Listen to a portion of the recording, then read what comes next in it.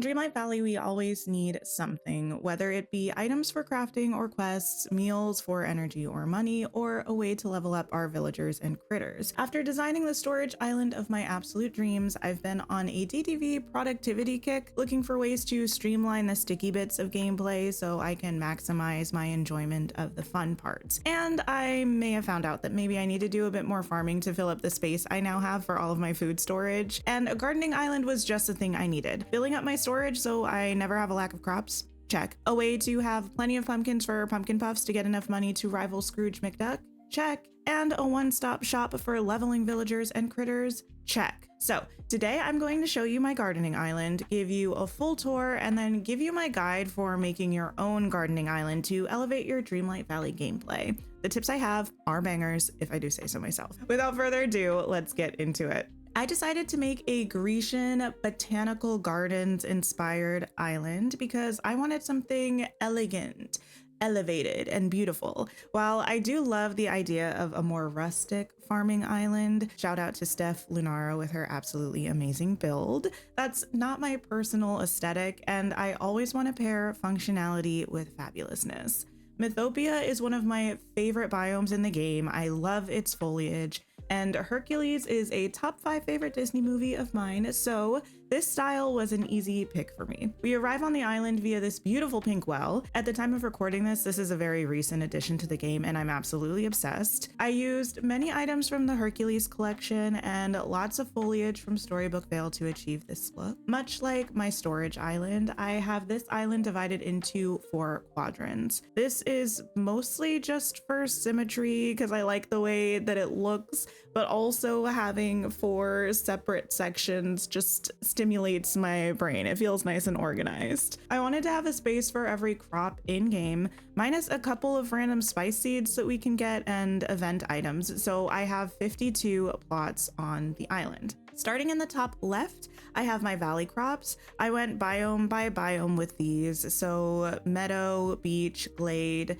then forest and frosted, and finally sunlit and the Forgotten Lands. Each plot has space for the advanced ancient vacuum to slot. You can only have 4 on an island that function, so I just move the 4 here to whichever plot needs to be watered or planted or harvested. It also has a pedestal for a crop to be placed on and a chest to hold seeds and harvested crops. The island continues around in a clockwise manner. After the valley, I have the Eternity Isle crops, then the Storybook Vale crops, and the Wish Blossom Mountains crops, also all laid out by biome.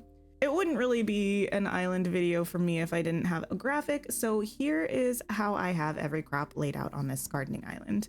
There is a bit of room to expand to the left and right paths of the islands, or the corners, or even the topmost area if I need to whenever we get a new DLC. In the center of the island, I have a large chest where I drop any fertile soil I gather, and a shared chest if I want to grab elixirs or drop things to place in my storage island.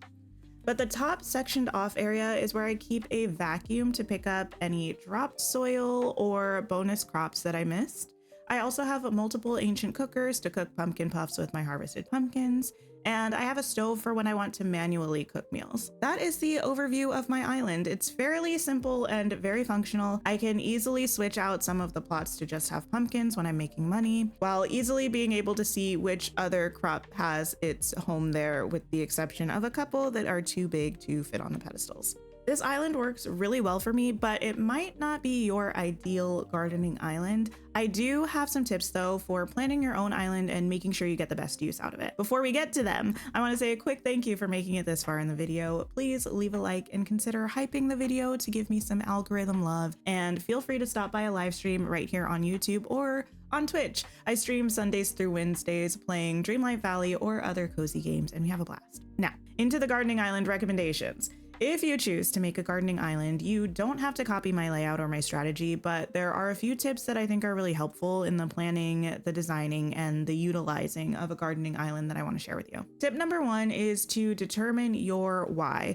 Basically, what is the primary purpose of your gardening island? This is going to help you figure out how to lay out your island and give guidance on how many plots you need and how to orient them. I wanted to prioritize having a place for every crop in the game for ease of restocking, but I also wanted the versatility to focus on money making if I need to. So I made an island with 52 plots of advanced ancient gardener size. If your primary objective is just for pumpkin farming for money, it might make sense to have one or more larger plots for easier harvesting, but basically you need to figure out your goal for the island and make your design around your goal. Tip number 2 is make plot planning easy. Much like making a storage island, making a gardening island isn't necessarily the smoothest of processes. And if you want plots of a specific size, I think it's important to find a way to make designing them easy. If you're using the ancient gardeners, you'll be able to see the plot size in furniture mode while holding on to them, but the visual guide will disappear once the gardener is placed. So I used a rug to represent each plot while designing my layout and placing pathing. If you're using the ancient gardeners for plot sizes, I recommend using the following. For the basic ancient gardener, I recommend using the silly area rug. For the regular ancient gardener, you can use the silly area rug and draw a line of path around 2 sides of it. For the advanced ancient gardener, which is what I use the lion patterned rug. These can be placed down multiple times to represent your plot so you can get an idea of how you're laying out your island. If you pave around them, it will leave the exact amount of space that you need for the ancient gardeners and their footprints. It really helped me so much when designing my island. I don't know how I would have done it without this. Tip number 3 is to maximize utility and ease of use. Make sure your island works for you. Have whatever storage you need for easy access to seeds or storing crops that you gather. If you use your crops for cooking, it can be helpful to have ancient cookers or slow cookers on the island to easily remember to get those working for you. Have an ancient vacuum to help you gather bonus resources that drop while harvesting. Basically, if there's anything that pops up that you find yourself running off island for, see if there's a way that you can incorporate it into your gardening island. This is related to the next tip. Tip number 4, give permissions to your gardening villagers. If you're going through the effort of making a gardening island, why not maximize your yield on your crops? Even though I have a villager role spreadsheet that tells me what role each villager has, and I try to fit jobs to character personalities, it can still be hard to remember who's who or try to track down a gardener when I'm ready to harvest. Giving permissions to all of your gardening villagers for the island makes it super easy to immediately have access to someone who will provide me a bonus. If you need to know how to give permissions to villagers, it's actually pretty simple. Go to your gardening island, go to the map menu. This will bring up the fast travel menu. You then want to exit out of the fast travel menu by clicking the X in the corner or whatever button your platform has. Click the book icon with a Mickey silhouette on the left of the screen, or you can press the associated key on keyboard, it's the F key.